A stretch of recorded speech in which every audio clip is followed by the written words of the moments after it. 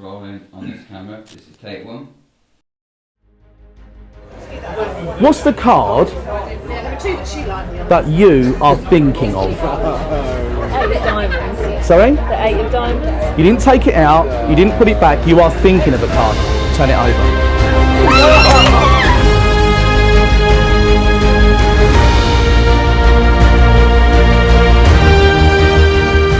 The 52 to 1 deck has fooled the biggest names in magic and mentalism and is guaranteed to destroy your spectators. I'm going to spread the cards out on the table like this, okay? I just want to show you that they are in fact all different. It's a regular deck of cards, 52 cards in the pack. Forget everything you've seen before. Every single card in the 52 to 1 deck is shown to be completely different. I'm going to spread them on the table once more, okay? And when I do, Lisa, I'm going to get you to look at one single card. Is that all right, yeah? Yep. Ready? Go for it. Do you have one? Yep. I didn't even look where she looked. That's the whole point, okay? I have no idea what the card is. If you're taking it out, I might be able to put it back and find out where it is using the skills that I've learnt to control the card. But we can't do that because you're only thinking of a card. I'm going to reach in, I'm going to make a single cut in there. Now, if I change my mind, you'd see me do it. What's the card you're thinking of?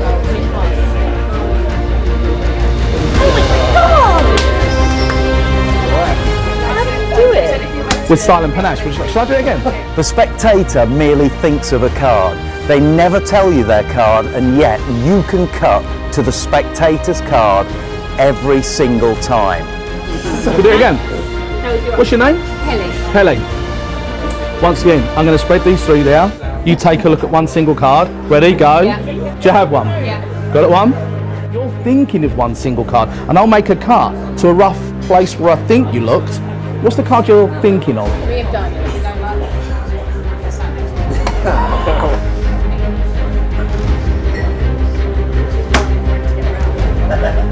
You can even take it to the next level and the spectator can cut to their own chosen card. You're going to do the same thing. I want you to reach in and make a single. Don't think about it, don't riffle through, just reach in and cut. About halfway down. Just lift up the cards. Don't turn them over yet, just lift them up.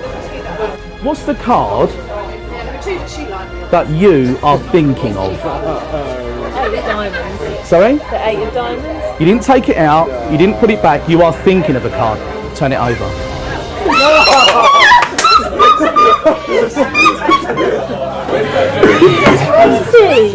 This is instantly repeatable, and there's no long and short, and there's no rough and smooth cards.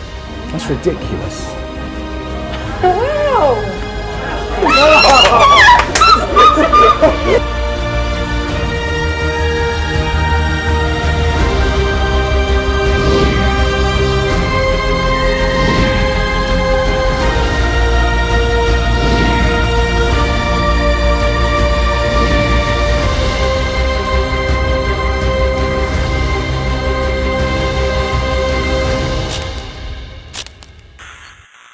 That's ridiculous.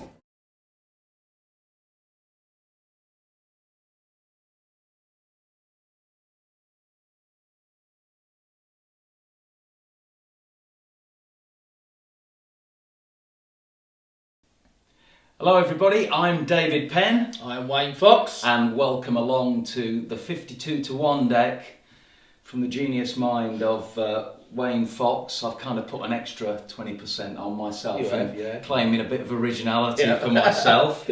An unbelievable thought of card routine. Some people, when I was demonstrating this at Magic Live, said it's the best thought of card routine that they'd ever seen. Some of the world's top magicians and mentalists were raving about this. Let's take a look at Wayne doing some live performances. I'm going to spread the cards out on the table like this, okay? I just want to show you that they are in fact all different. It's a regular deck of cards, 52 cards in the pack. I'm going to spread them on the table once more, okay? And when I do, Lisa, I'm going to get you to look at one single card. Is that all right, yeah? Yep. Ready? Go for it. Do you have one? Yep. I didn't even look where she looked. That's the whole point, okay? I have no idea what the card is. If you're taking it out, I might be able to put it back and find out where it is using the skills that I've learnt to control the card. But we can't do that because you're only thinking of a card. I'm going to reach in, I'm going to make a single cut in there. Now, if I change my mind, you'd see me do it. What's the card you're thinking of? Oh my god! How did you do it? With style and panache. Shall I do it again? Shall we do it again? What's your name? Helly. Once again, I'm going to spread these three down. You take a look at one single card. Ready? Go. Yeah. Do you have one? Yeah. Got it one? Once again, you could have taken a card out and put it back, and I could find it that way. But you're thinking of one single card, and I'll make a cut to a rough place where I think you looked.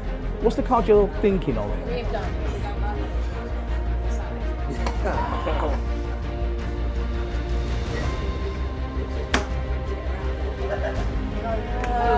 You know what? I'm actually feeling quite lucky. No, I really am. I'm going to do it once more. Do it once more. Lisa, ready?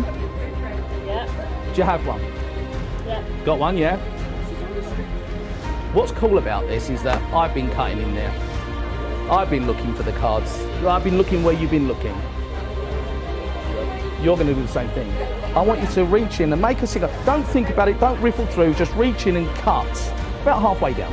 Just lift up the cards. Don't turn them over yet. Just lift them up. What's the card that you are thinking of? Sorry? You didn't take it out. You didn't put it back. You are thinking of a card. Turn it over.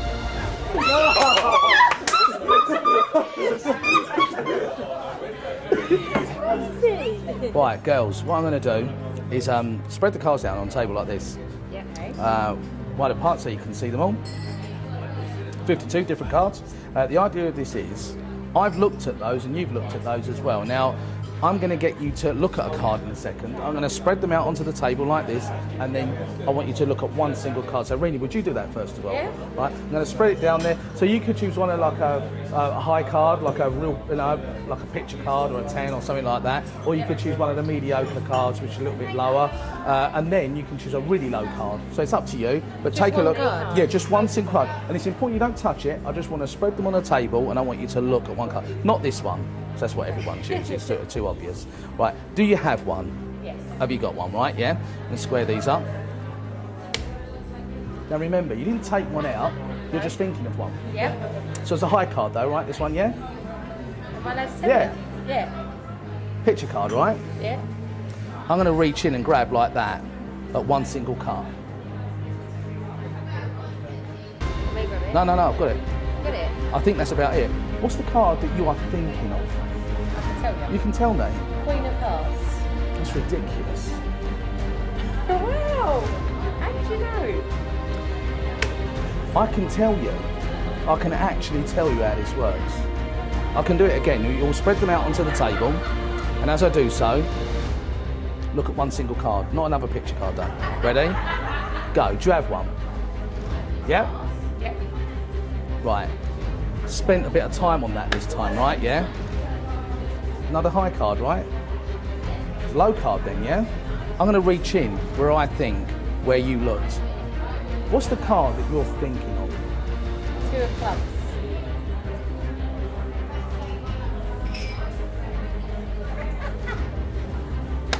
One more. Would you like to have a go? Yes, I'd like to have a go. Going to spread them on the table, right? Yeah, And yeah. just, you can just reach in, look at one single card. Is that all right, yeah? Let me just move your drink over there a little bit. Ready? Not this one. Do you have one? Yeah. Got one? Tie card again, right? Oh, I'm not gonna touch them this time. Okay. I want you to cut, all right? So what I want you to do is don't riffle through or anything like that. Just reach in and cut about halfway down, about halfway. Go on, just reach up and lift them up. Now remember, you didn't take a card out. You've looked at a card and just remembered it in your head. Yeah. What's the card that you're thinking of? Turn it over, take a look. Oh, that's amazing.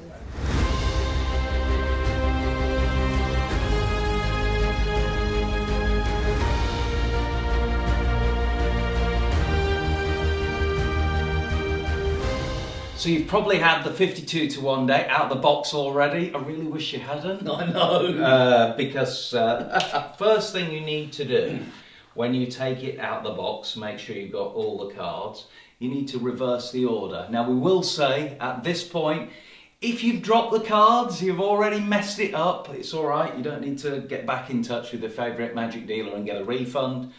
Look further forward on the download, and if you're watching this on Vimeo, we'll have this part kind of like a title, a chapter marking that says if you've messed your deck up, go to this point. Yeah. Just don't drop it anyway. Don't drop it. Don't play with the deck. Do you play with the stuff before you've read the instructions? Oh, never at all. You Never wouldn't do believe that. it. Yeah. First thing you need to do though is reverse the order of these cards. As they come out, sent to you, you need to reverse the order. This is just because of how USPCC print their cards. So this is part of the setup. Make sure you've got one single card in between each one. You don't want two at the same time. You got me worried now. I'm just saying, mate. And that is the first part of the setup. Now, let's show you what you've got here. If you spread the cards now, you'll notice that if I spread them this way, what you've got is a completely gimmicked side right now. And this is a repeated stack. Now, it was Wayne that came up with the idea of 6 cards, 2 low, 2 middle, 2 high. How did you come up with that, Wayne?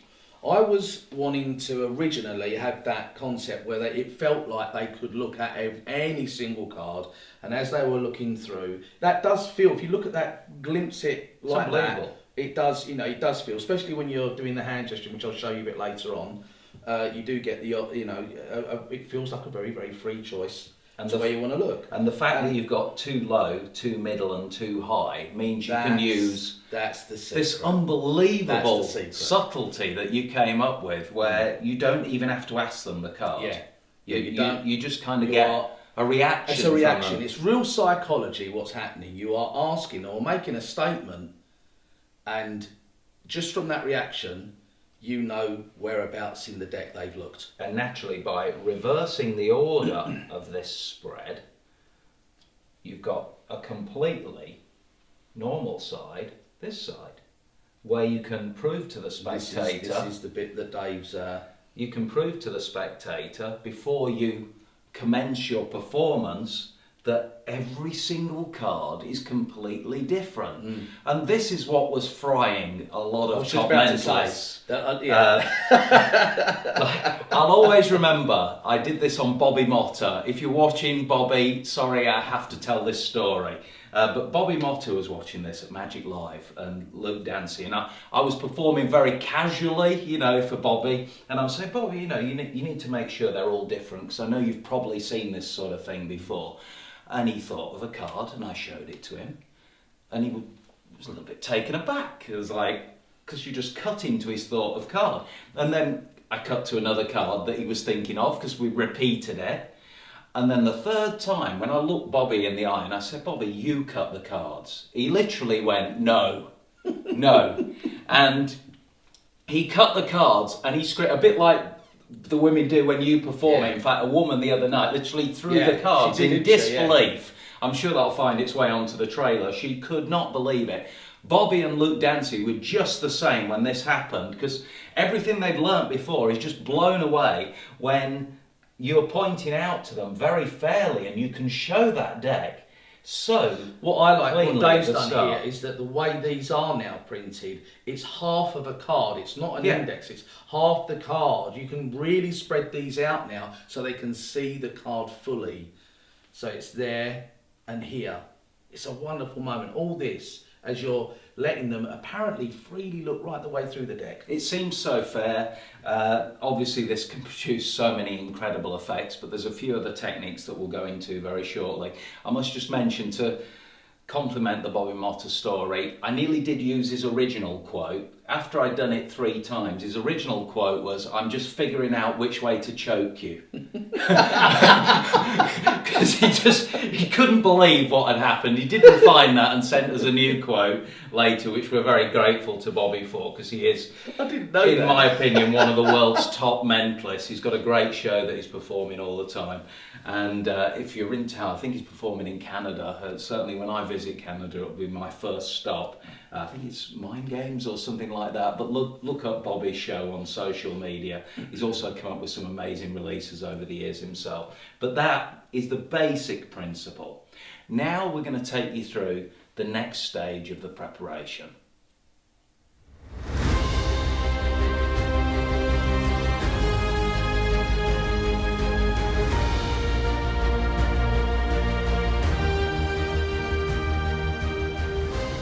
So part of the methodology behind the 52 to 1 deck means that you can cut to the spectator's thought of card. And the spectator can as well. And the spectator can as well, and that's accomplished with a technique that you've used a few times before, which you're kind of the master of, breather crimps. Yeah.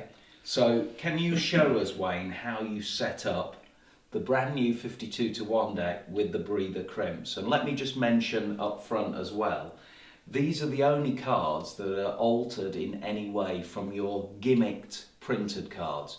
So if you have a problem and you mess up one of these cards, don't worry too much, because you can just replace them with any regular red back card, rider back cards from a USPCC deck. Okay. So show us what you do. So the breather crimp is going to enable you to reach in and cut exactly where you want to cut. So I've cut to our 2 middle cards there, okay? Now, the reason why the breather crimp works so well is that the deck is kept pristine. Yeah. So you don't really want to keep on doing any very deep riffle shuffles with it. As long as everything's kept clean and crisp, okay? Now, here's the thing. Let's count down to our first card. 1, 2, 3, 4, 5, 6, 7, 8, 10, 11, 12, 13 is our queen. Yeah. Okay, that's the card that we want to go in there and split these 2 cards. Yeah. Okay. Now it's the jack that gets the crimp. Okay. Okay. Not the queen. It's the jack that gets the crimp. It's the lower of the 2 picture cards. Now the way we do a crimp. Get some nice close-ups on this. You're going to make put your 2 fingers together, your middle finger and your thumb, and let your index finger rest on there, and you put it into the middle and very gently just put a little bit of pressure down and pull it back. Don't bend it right in half. You can just now make out there's a slight bow in that. Turn it around and you do it from the middle, basically out to each corner. Okay. That's it. Okay. Now, what I found out over the years of using a crimp, that if you now tilt this very slightly, can you see, Dave, in the light? You can just see it. You can only just see it, really. But what I want to do now is make that more prominent. The reason why a crimp works is because basically you're making a bulge in the middle of that card, and it holds the rest of the deck uppermost, so that when you cut, it leaves that card behind. So it's like convexed. Convexed, it is, yes, it is. Now, hold the card like this, and you just want to push down, just slightly, just slightly on the edge. Turn it around and do the same thing again. Just a little push, so that what you're making is this middle part like a pyramid. Yeah. Imagine that's a pyramid. Now, that's poking up like this, and we are going to make the slightest of marks. You can do it in red if you want to. You know what? It doesn't matter. No. Because it's such a slight mark. It's just to, put a little signify that you've actually you cut to it. You're not going to fill it right in. You're going to take the very tip of, but get a nice brand new Sharpie to do this with. You don't want one you've been using, and just the tiniest dot. That's it. You can see that clearly. You can see it clearly, only if you were looking there. If I was to colour that in, everyone would see it. Yeah. Okay, but that's not what we're looking for. It's the tiniest dot. Leave that for a moment, give it a wave, let it dry, make sure that it's dry. Don't do that, because you will then smudge it and you'll have to get another jack of clubs. That's it. That's our first crimped card. Okay, now we're going to let that, make sure that that definitely is dry. Yeah. And we'll give it its first test run. Okay, and I suggest everybody does this. You do have to give it a test run. We're going to put it back on the pack. Other cards on top. Now from the side view, if I lift it up for you, you will see, you can just see it's just pushing it away. It's just pushing it away, which is a brilliant sign, so that when we reach in and we cut in, we should be able to try and hit into it. There it is. straight away. And if you don't get it, you can increase those breathers a little bit more. You can. I encourage you to do that, because what's going to happen as well is that the deck will get buckled and bowed slightly, and you will be spreading it on the table, and people will be picking it up and trying to squeeze it and things like that. So you will get that slight buckle into it anyway. So now and again, just put them back in there. Put another crimp in there, a little bit heavier at this time. But like you say, if you want to refresh it, you can put another jack of clubs in there to do it. Now we're going to go through the rest of the deck to do the same. Should we do the next cards now? Let's do the next lot. So now we go down to our, counting right the way through until we come across our middle set of cards, okay? Yeah.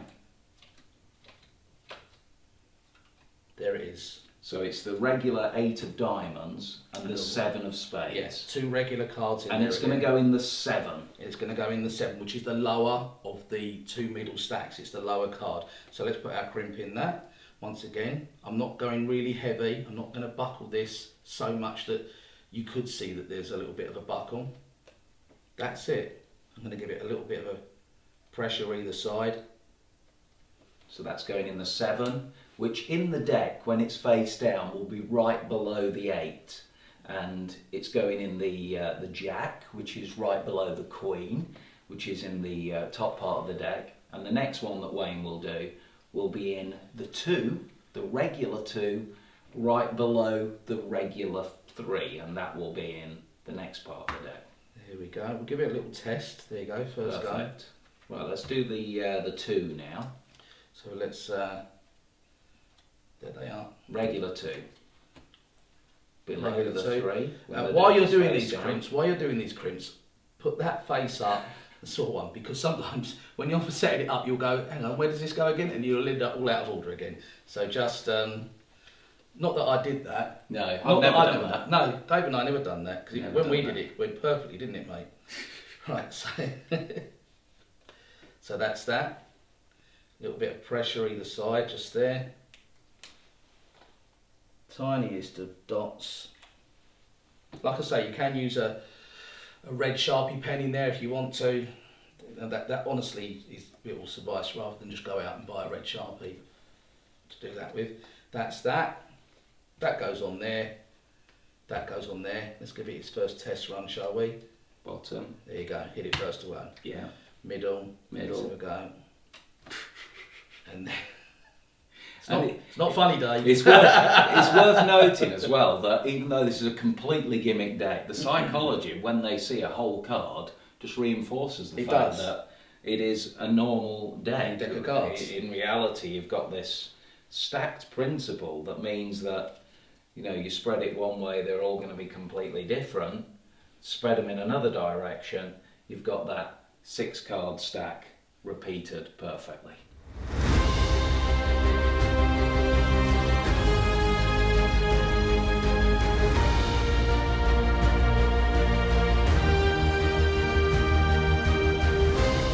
The Quran principle was what was first used in your creative process. So Al Quran created the kind of stack of cards, but these were randomised cards. You were the one that created the fact that it was too low, too medium, too high. So the Quran deck is probably the best and earliest credit we can provide for 52 to 1. John Kennedy produced the Mind Power deck, which was a deck that you could spread one way, completely different than when you spread it the other way. That was then in a stack, but with that stack there were kind of cards that were completely random.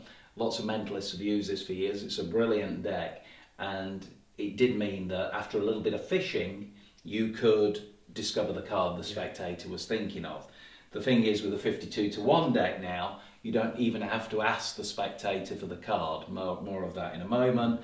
Couple of other credits. I know Brent Braun has used things with misindex cards. Magic Estate, Jeff Kaler and Mike Lamar put out a deck recently that was mixed up one way, and then when you spread it in the other direction, they were completely solved. So this misprinted deck principle has been used quite a lot over the years, but the way it's set up with the 52 to 1 deck does mean that you do not even have to ask the spectator for any other information. You just ask one question and you know the card. And sometimes when you perform, Wayne, you've kind of got that gutsy approach that you don't even ask anything. And you can see that on the live performances. And it's just from the experience that Wayne's got. He knows that the spectator just think in a certain order, and it is the way, especially, that women do think. When you first spread these cards, it's important to note that you can just spread the cards this way. Now, if you just take a look at the index below the 10 of diamonds, I know now that if I spread this way, so if I'm performing for a spectator that's at my side or just to the side of me here, you would spread in this direction. If you're performing for somebody who's across from you, you need to spread in the other direction so the indices aren't upside down. It's hard enough for a spectator to kind of read the indices of cards. We take it for granted, but you don't want them to mess up. You want them to be absolutely sure. So just by spreading the cards like this, just push one card over very casually as you're talking, you know which way to spread the cards. So I know that if I spread this way, it will be the force side. Yeah. But if I spread this way towards the camera, just here, because I've had a look at that card below, if you're spreading showing the indices of the Queen of Spades, then every single one of these cards can be shown to be completely different. And while you're pointing this out to spectators, it is worth it just to go through and just push them apart a little bit. And here's the pattern that I use, which you kind of like, Wayne. If you're going to go down the question route, like I said, Wayne sometimes doesn't even have to ask the questions. But if you're going to use the question and you're going to look for the reactions in the audience's eyes, first of all, I set them up with this patter line. I say, in a deck of cards, there's low cards. There's the ace, 2, 3, 4. There's the high cards, the tens, jacks, queens, kings, cards that are perfect for blackjack, and then you've got the ones kind of in between. And it's that. And I go like this and I say in between, and that's conditioning the spectator to kind of have this reaction to any card that's in between. It's important. Now, I close the cards up like this, and the line of patter that I use is a magician normally asks you to take a card, and as I do that, you flip the cards end for end like this, and then you spread and you say a magician normally asks you to take a card. Now by flipping the deck end for end like this, what you've done is change the orientation of the deck. So next time I spread, this will be the force side. And the spectator is going to look at one of these cards. Now they're either going to see the 2 of spades or the 3 of diamonds, 2 low cards. They're either going to see the 7 of spades or the 8 of diamonds, middle cards, or they're going to see one of the 2 picture cards, which would be the Queen of Hearts or the Jack of Clubs. They're going to think of a card, just one card. You take the cards back, turn them end for end again. So now we're back to, if I spread, it will be the regular side. And you ask the spectator casually this question. What do you ask them, Wayne? I lean forward and say, it was a high card, right? Now, we've already filmed a couple of live performances and you can see this brilliantly. They either go, yeah, and they confirm it straight away. Because they know what a high card is. Because we've told them before in this pattern that set them up, and they just go, yeah. I'm going to get you to look at a card, but before you look at one, I need you to make sure, can you see that every single card in the deck, they're all different? Every single card, they're all different, okay? Because normally what magicians do is they get you to take a card out like this. I'm not going to get you to take a card, I'm just going to get you to look at one card, all right? So I'll just spread them in front of you, look at one card in the deck. You got one? Okay. It's a high card, right? Okay. Then as soon as they've confirmed it, you just say, don't tell me a card, you draw a line under that, just keep thinking of it. If it's a low card, when you make that statement that Wayne just did, straight away they're just going to dismiss it and just go, yeah. no, it's not. Another high card, right? If it's a middle card, This is brilliant. you get that great reaction where a spectator either looks confused and just kind of goes, but because you've done this, they sometimes... People do that sometimes. They right, actually don't they? do this and go, because you condition them, this is the action to signify middle cards. Or they make the same gesture with their head, or you kind of see them searching and going, well, no, it's not low, it's not high. It's high card again, right? No, I'm not gonna touch them this time. And as soon as you get that from their eyes, and remember this has worked on the top magicians in the world and the best mind readers as well. It's not just something that's going to work on spectators, but from their reaction it's either yes, no, or somewhere in the middle. You now know where to cut in the deck. From saying one question, one statement. One it was statement. a high card. It's not wasn't even it? a question, Yeah. really. It's a high card, right? It's a high card, right? And then all of a sudden you know. Now, you don't know exactly what the card is, but you know that it's going to be, you know. And again, this is the genius of what you came up with originally with 52 to 1, Wayne, because you only need to know one of 3 positions for 6 cards. Because anywhere you cut, as long as you know if it's low, middle or high, when you cut, you're going to hit the position when they name the card. Personally, I like to throw a little false cut in here. Okay. So the way I do a false cut just before is I just do this. So that false cut, all I'm doing is I strip out the bottom part of the deck, lay my finger on the top, and that just creates the illusion that you're taking the top part of the deck, and I just do a little cut. It's very deceptive. So just here, like this, and then we'll ask for the card. Let's look at one of those. You got one there? And you saw a card. I think you were looking about a third of the way down. And if they say, yes, it is indeed a high card, you're just going to cut to the breather right at the top of the deck right now. Now here, I can see the mark, so I know that this is the jack. Yeah. And right here, I know I've got the queen. But if they say the jack, you can just flip this one over and it's right there. And remember, this is a thought of card. They're just thinking You're standing of there it. like this and you've got that. I always tell them afterwards, say, right, I can't change my mind. And I hold them apart like, I can't change my mind. What's the card you're thinking of? Never say, what's the card you chose? Always say, what's the card you're thinking of? You're just thinking of it. And then as soon as they say queen, you're like this, or if they say jack, you can spin it over. The queen is amazing because you literally can just reveal it like this right in front of your face, and that looks great to show that queen right there, and you can kind of go, you've got it. And of course you can repeat it. If they've gone for something like the queen straight away, the great thing is when you spread, you can let them have another look. Now, just from my experience performing for the world's top mentalists in Las Vegas, after I'd done it a couple of times, I did spread the deck again and made them have a good look at it. Yeah. And then I kind of made out to Bobby and Chris Funk and Rand Pink and people like this I was doing it on.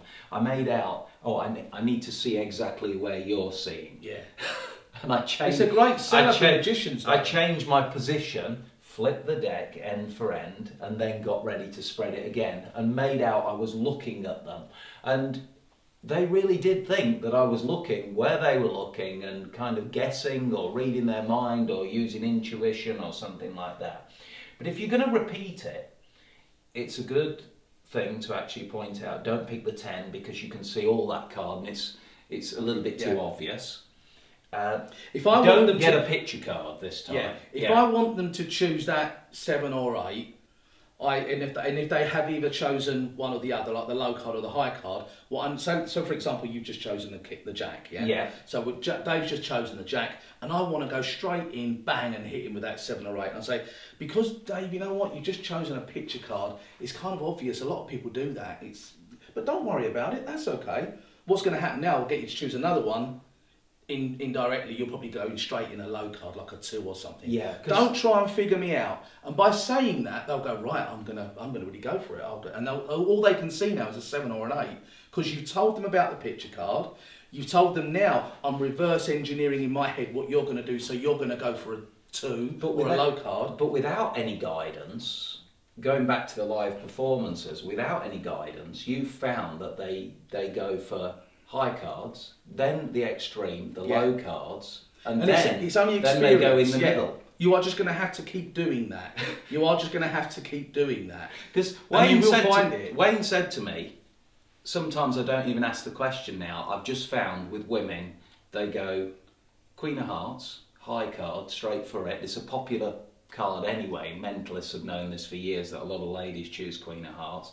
When you say get a different one, by saying different, they write no picture card, they go for the extreme, a low card, and then they go for a middle card. And until I saw you hitting it every single time, it is unbelievable, but you have to just try it. You just have to go and do it, but do it on a woman, because they seem to go into that queen before they do anything else low. Then when you get with the middle one, do it. So the second time, after they've looked at a card, the next statement you're going to say, and if you want, you can say, don't get a picture card this time. You're going to say, this time I think you went for a really low card. Yeah. So you're changing it. You're not saying high all the time. You went for a really low card. You can do your cut. If they say yes, you know exactly where to cut. Queen of Hearts. Can I try it again? We'll try this again one more time. Can I get you to look at a card? Okay. Look at one card. You got one there? Yeah. I'm going to cut once again. This time it's a low card this time, right? A really low card. I'm just going to cut. Name the card. 2 of spades. 2 of spades. I cut right here, right? The very next card where I cut. That is amazing. You're going to cut at the bottom of the deck. Now you can either reveal the 3 if they tell you that it's the 3, or you can turn this straight over and show that it was the 2, which is the 1 below it. Second time in a row, you're literally plucking cards right out of their head and you're cutting to the thought of card. But this is the moment that blew away all the top mentalists, Will Sy, Chris Angel, Dynamo. They've all fallen for this. They cannot believe that after you've done it a couple of times, You're going to do it again to them. they are going to cut. And I keep going back to this story of Bobby, but because Bobby is such an experienced mentalist, when I looked in his eyes and said, you cut the cards, I saw a look of terror in his eyes, like, hang on, you can't do that. You cannot do that. And for me, I'm not quite as gutsy as you. If I was going to do it the third time, I would say, you've gone for one low, gone for one, get one in the middle this time, so we make sure that it's completely different. Spread the cards again. As soon as you spread the cards again, you can invite them to cut. Now, you've been doing this longer than I am, Wayne, so I will defer to your experience. How do you? You can have this in your hand. You can have this in your hand when you're going to cut to it, when you're going to get them to cut. So I don't always. Quite frankly, I leave it on the table. But I am gutsy, like Dave said. I don't care. I just want to go in feet first. Now, if you want to make sure that you're going to cut to that middle card, hold it in your hand in such a fashion so that your fingers aren't really clamping around the deck, but they are actually holding those first 10, maybe 12 cards there. Right, you can't so they can only reach in and either grab that top stock or right in the middle. Yeah. So when you actually ask them, have a dive in, grab there, do something really random, cut in the middle. So I'm holding I'm just away. Going to go. It's hard as a magician to do it without thinking, because you kind of want to second guess it. There we go, straight away. But as people go in there and just take it, you are holding those just that 10 cards just at the bottom. Don't try and grab them. It's just naturally your fingers just touch enough, and you ask them, do a random cut somewhere in the middle, and as they reach in to grab, they will hit. I know. Poor Dave. Poor Bobby. I was there to see it. What? You were. But it does seem impossible. It does seem impossible because a lot of people do say, "Oh, breathe the crimps." But yeah, when I did the first, the 52 to 1 deck, I did have people saying, "Oh, I'm not too sure if that's going to work. Not too sure." Oh, really? Do it. Yeah. And you invite them to do it at lads. It was just crazy. So now you're just reaching out and you are just touching those 9 cards there. As you can see, my thumb's just, that pad of my thumb is just cupping those rest of those cards, holding that away so that they can only cut that half of the portion away, because I'm now holding all these. Be mindful, like we found out several times, that when people do reach in and you're getting to cut, it is such a shock. Yes. When they look at that, a lot of the time they'll just throw it down, go, no, and that's it. Just be careful. Just be careful of it, all right? So what I normally do, if they do reach in and then you've done your thing, you said to them, what's the card you're thinking of? If it is the 8, which is what they've got in their hand, just be ready. So that when they do this, be ready to take it off of them. Then you've got an excuse to hold it up to everyone so they can see it. Because a lot of the time they do that and go, no way, and they throw it on the floor. If it's the 7, obviously you can take this from them and then you can just flip this over to show that's it. It is the pinnacle, isn't it, Dave? It's just incredible. It's a thought of card. That is the basic routine. The psychology behind it, I'm sure you're going to come up with your own ideas, but we'll go through now a couple of the ideas and routine suggestions that have been given to us by some top magicians.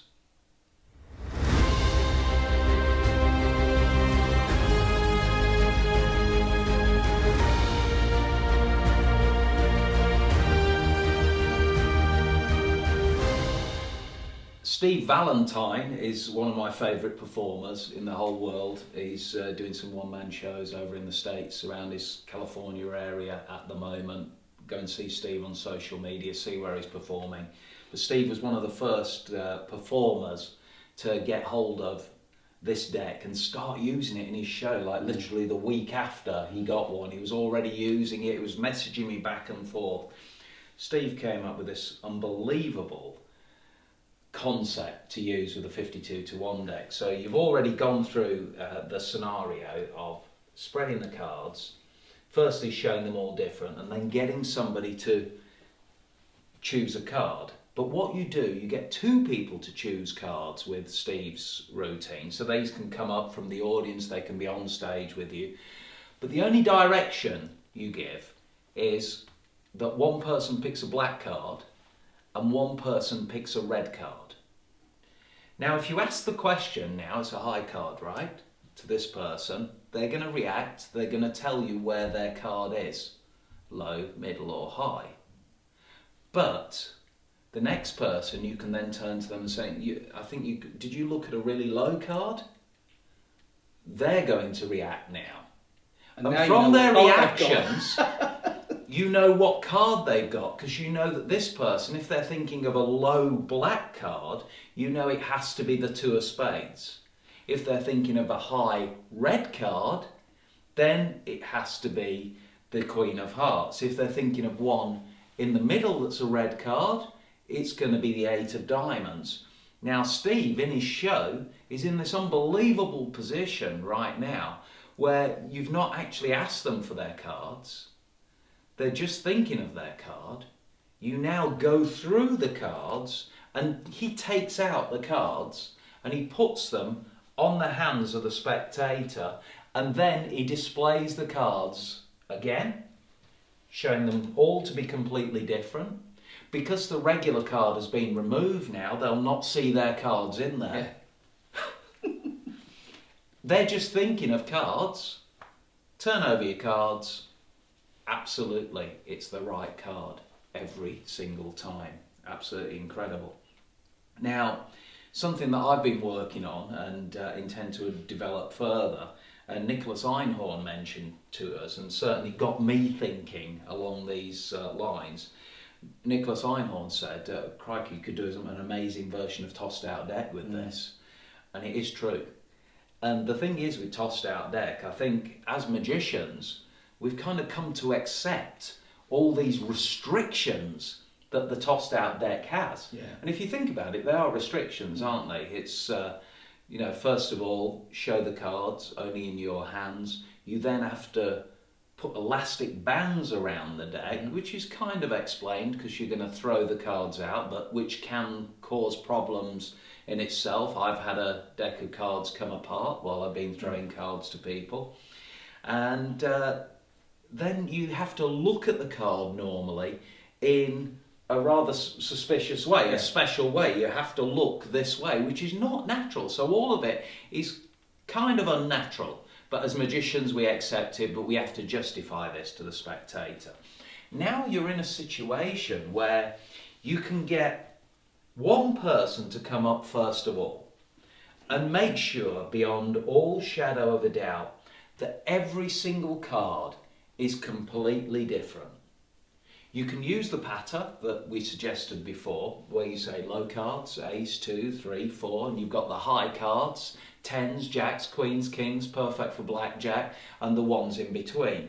And each one of those is attributed with a suit, hearts, clubs, diamonds and spades. Altogether you've got 52 cards, 52 possibilities. I want you to see every single card, they're completely different, yeah?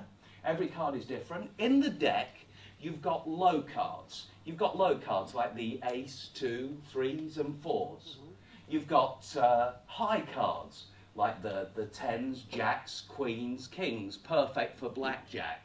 And then in the middle you've got like the 5, 6, 7s and the 8s. And every single one of these cards, Christoph, has got a suit attributed to it. So you've got the hearts, clubs, diamonds and spades. All together with all those suits attributed to all those values, you've got a total of 52 cards, 52 possibilities. Now normally a magician, Christoph, would get you to take a card like this. I'm not going to get you to take a card. I want you to just look at a card. Not the 10 of diamonds, because it's there, you can see all of it. Don't pick the 10 of diamonds, but I want you to just look at one card. Don't say it out loud, just keep thinking of it inside your mind. Come around just this side a little bit. I'm going to spread the cards again for you. Can you see a card there? Just think of it. You've got one card, just one card. Yes. Okay, keep thinking of that card. Could you go back to your seat? I'm going to get people in this audience to not come out and take a card. I'm going to get people to look at a card. So the person on stage now that's working with you, they're going to look at the first card. So with you, I'm going to get you to look at just one card. Can you This is look a at lovely one stage card? moment. Lovely stage Just moment. look at one card. Now remember, the audience is so far back, kind of like our master wide camera right now, that they can't see. All they can see is just a blur of indifference of all these cards, completely different. Now you can invite people to come up, not take cards out, because then I might see where you've taken one from. I might be able to control it. I just want you to come out, look at one card and think of it. Burn the image of that card into your mind. So, a couple of people come out. Let's say 2 people come out. After 2 people, you then state to them, you say, a lot of people tend to go for picture cards. Make sure you don't all go for picture cards. Make sure you try and get one of the number cards. Now, they're going to come out and look at another card. So you get various people come out, but what you're doing, you're directing them to think about different parts of the deck, because you will find the first 2 or 3 people will think of picture cards. Just the way you said with the gutsy performance, it's straight there, especially women, straight to the picture cards. But say you get 5 people out all together, could get up to 6 if you wanted to. Then get everybody in the audience to say, let me just get an idea of what cards you've picked. So let's make sure you've all got completely different cards, first of all. Seems so fair. Let's make sure you've all got completely different cards. Put your hand up if you picked high cards. Maybe a couple of hands go up. Put your hands up if you picked a low card. Maybe a hand goes up, maybe a couple of hands go up. Put your hand up if you picked one in the middle. 5, 6, 7, 8, 9, something like that. Hands go up in the audience. You have to do a little bit of thinking on your feet here. But what you're looking for is only one hand to go up, right? At the time you say either high cards, look at the hands going up. Low cards, look at the hands. Middle cards. look at the hands. Once you see one hand go up, maybe it'll happen a couple of times. It doesn't matter, but as long as only one hand goes up at one of those points, you have set yourself up for something really, really cool. Because if you now throw in an additional question, so you go, who picked high cards, low cards, put your hand up if you picked a middle card, who went for red ones, and who went for black ones. When you ask the red or black question, you now know exactly what the person who raised their hand by themselves is thinking of. If they put their hand up and they were the only one to say they were thinking of a low card, and they say black after, you now know that person is thinking of the two of spades. Think of your card. It's my fault, I picked you. It's okay. Everybody remain standing. Let me make sure that, remain standing. I want to make sure we got different cards from different parts of the deck. If you picked a high card, tens, jacks, queens, kings, just raise your hand if you picked a high card. Okay?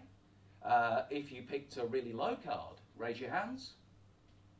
Okay? And if you picked kind of one in the middle, raise your hands. Okay, so we've got cards from different parts of the deck there. So hands up if you picked a red card, and hands up if you picked a black card. Okay, quite an array of cards there.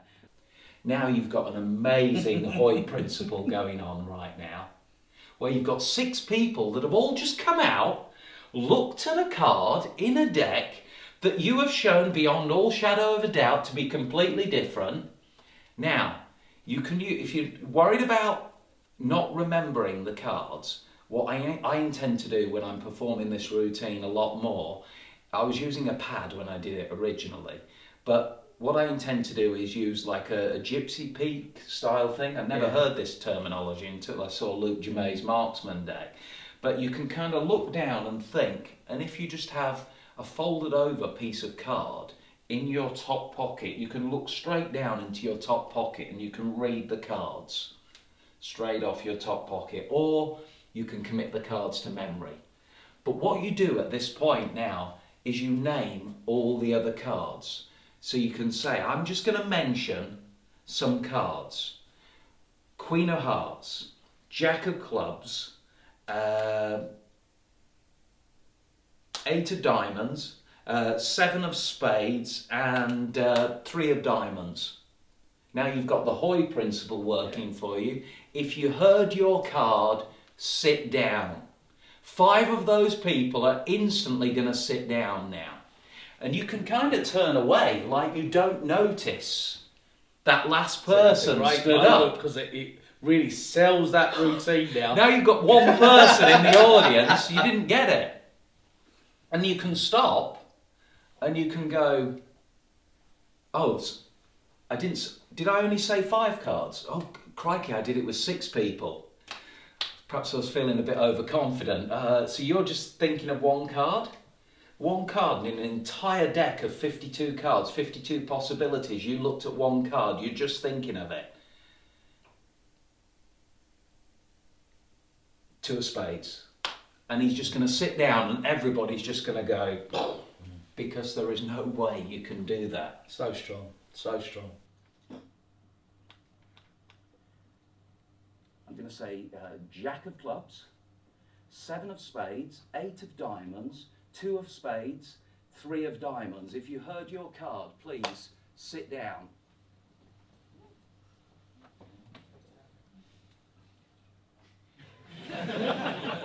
No? Oh, did I only mentioned 5 cards? Yeah, I got 6 people today. I'm getting a bit confused, a bit carried away with myself. So you came and looked at a card. Yeah. One card, and you're thinking of it. Yeah. Get 6 out of 6, everybody's going to go wild. Queen of Hearts. Yeah. Sit down. Yes! And just from asking a few questions, it's not really fishing. You present it in a way that you're highlighting to the audience that they've picked cards from an entire deck. Some people pick low cards, high cards, some have gone for cards in the middle. I think that's Some a are lovely reds, bit of some are theatre as blacks. well, with a deck of cards spread on the table and letting people just walk by, take a look, and then go and take their seat again. I love that bit of theatre, I really do. And it is absolutely incredible. Anybody that's used tossed out deck already knows what a powerful moment this is when everybody sits down.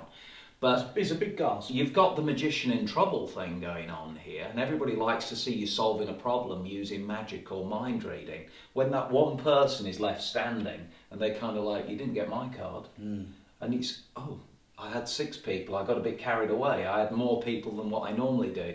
You thought of a card, you then say a card all by itself and you know exactly what that guy thought of.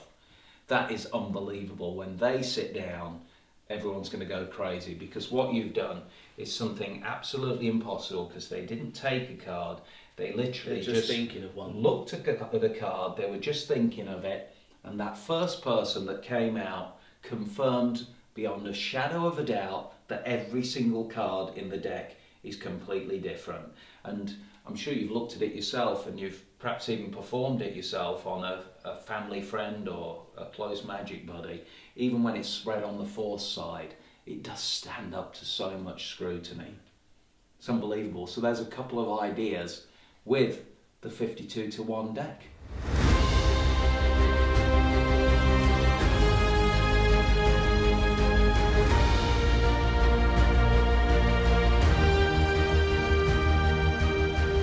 This is something I do at the very beginning. At the very beginning, I introduce people into saying, if you heard about card cheats and gamblers, and if you know about dead cutting, and as soon as you mention that, it brings them all forward, especially the chaps, because everyone's playing poker at the moment, aren't they? So that everyone plays poker, and they're all leaning forward. So and I've spread the cards on the table. They've all had a good look at the cards, and now what I'm going to do, no one's actually looked at a card as such yet. You've turned them face down. And I'll say, dead cutting something like when I reach into the cards like that and I can cut into it and cut roughly what I think might be 13 cards. Okay? And I'll cut in and I'll do that. And just before I put them down, this is an old Andy Nyman idea, what he gave me. He said, just before you put them down, count them. But don't count them out loud, just go, yeah, 13. And just let everybody know, and then as you drop them back down again, everyone's, whoa, we really? I say, yeah, why don't you have a go? Try and go for about 17 or 18 cards, and I let them do it. But I tell them straight away, don't riffle through, don't think about it, just reach in and cut what you think are 13 cards, 17 cards. Yeah. So, Dave, I'd like you to do that. You reach in and cut what you think are about 17 cards. Yeah. Now, what's happened here is that Dave has cut in way over 17 cards there, mate. Way over 17 I've cards. gone halfway. Okay. I guess that could happen though. It can go, but I don't make any significant count of this. So I grab them away and say, that's amazing. If that is actually 17 cards, you would have cut straight down onto the 18th card, which, if I remember rightly, was the 7 of spades. And then you can reach in. And it looks like Dave has actually cut 17 cards. Yeah. And they can put it back down. And then you can square them back up. So it doesn't matter where they cut, you're not counting them, you're telling them that that is the 17th card. And if it is, you've cut to the 7 of spades, you turn it over. And now the amazing thing, what you're saying here as well, is you're not only presenting a demonstration of dead cutting, you're actually presenting a demonstration of memorising a deck of the deck. cards. So you spread them out. So I want you to take a look. And then I introduce them into it and say, do you remember when I spread the cards out there freely so that you could see? I took my time over it because I had to quickly memorise the pack. That's what I was doing. Yeah. So they're, well, really? Yeah, that's all I've done. Look, I'll do it again, but I won't even look. Then you can go into your routine. Yeah. Spread it, so you've now got the full deck. I can turn away. And so I didn't see where you looked this time. Then you go into the normal, your principle about where the cards are. So before, if you didn't want to reveal the 8 of diamonds, you could do your 13 cards thing. Let me show you. So you could literally show the cards at the start and say, these are all different. Yeah. And if I was to memorise the order of these cards and I was to cut, and I knew that I could cut exactly where I wanted to, like for example, if I wanted to cut 13 cards down, I would cut just here and yeah, 13. So that's it. So is that love? Yeah, 13, and just drop them down. So you can see how if I was to memorise these cards, even though every single card is completely different, and I knew I could control exactly where I was going to cut, then I could probably cut to a card that you could name. That's what you're after. But I want to take this even further. Yeah. And then they're just thinking of it. Yeah. So now we can square the cards up. There's another little thing I do as well, actually. Just when there's a little someone, you know, when you've got the alpha male at the table, someone who's a little bit smart, and I love those guys. I get them to cut the cards. So I say, all I want you to do is reach in and just grab some cards, lift them up. Now they reach in and cut. They will cut. They will cut to one of the crimps. There's 3 crimps in there. They will cut to it. Now, just looking where we all know now, we know I've split that in half.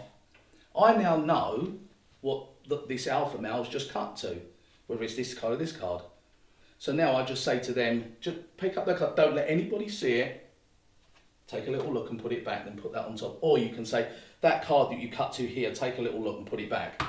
What a strong position you're in now. How can you know? The cards are all different. Yeah, every single card's different. You've got the alpha male getting a little bit out of his, you know, he's trying to control the arena, and you don't want that. Okay, you need to let them know who's boss. So reach in, just say, look, make a little cut somewhere. Look, I've just cut to the low cards there. Yeah. So now I know that he's going to it's going to be the 2 or the 3. I can either get him to look at that or look at this. I could do this, look at this, and then get his mate, who's just as bouncy, to look at that one as well. Then put them down there, divine both their cards. They could get lost. You can carry on with your routine. There is, you know, there's so much already. That's why it was great to hear from Steve Valentine. I think people are going to come up with their own routines. Maybe they've got original routines, like the tossed out deck that they're going to use with the 52 to 1 deck. We just wanted to share a few ideas that we've been working with in this quite short time, really, since we had this deck printed by USPCC on rider back cards, and I still don't know how we managed that.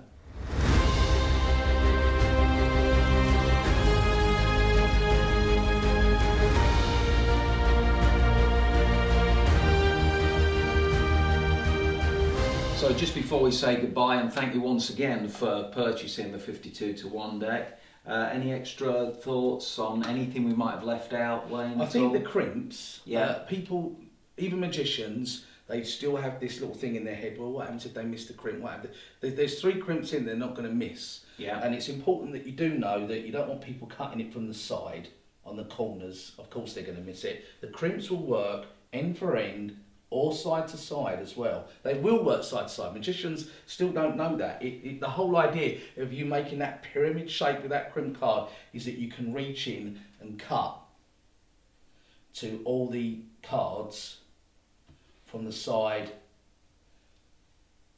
or from the ends. And somebody might say, what if I've cut halfway or cut at the top and it doesn't end up being the correct position? Well, there is that card control, isn't there, where they take a card here, and then when you have the card returned, you bring the cards back, but you've only got one card here. And I've found that if you cut halfway and you're incorrect, they've gone for a high, they think 8 is high for some reason. Yeah. You can literally just bring your hands together and adjust. And just adjust by basically dropping down to the next crimp as you're pattering with the spectator. Then you're ready to reveal whichever card they've got to. So you can adjust that on the fly while you're just pattering, and the spectator will not notice. What I like about 52 to 1 deck is that you've got this opportunity in your practice to actually jazz with it before you instruct yourself to do a routine. So you can sit down, you can have a little play about with it, and you can just hit 1 or 2 and go, yeah, I'm getting the hang of this now, which is very rare, I think, in a lot of magic, especially product bought pieces of magic. So you can jazz with this, and that's what I really do. I think it's a lovely thing to be able to do that. Thanks once again for purchasing the 52 to 1 deck. We think we've covered everything. If you've got a live performance of you using it, perhaps over time we can, with your permission, add it to the end of the video download, because you know, we'd love to share that. And the great thing about having instructions on Vimeo is we can replace the video anytime we like with new footage and anything else that we want to add to these instructions.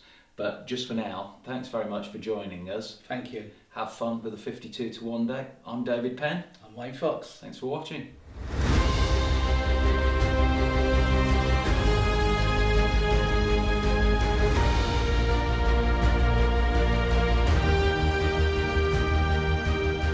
So if you mess your cards up and you drop your cards or something like that, Yeah. just filmed a bit of video right now that you can watch slowly. Keep pausing the screen if you want to. Find the correct card and go through until you've got your deck back in its original order. Or don't drop them. Yeah, don't do it.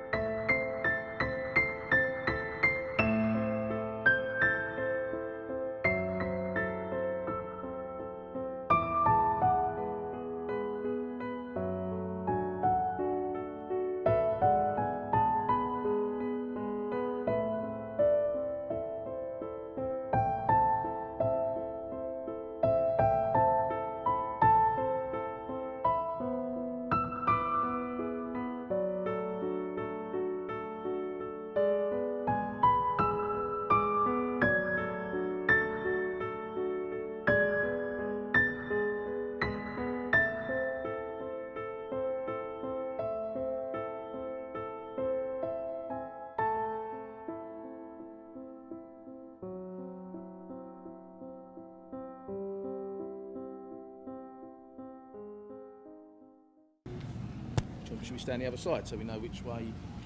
No, this is how we were last night. All right.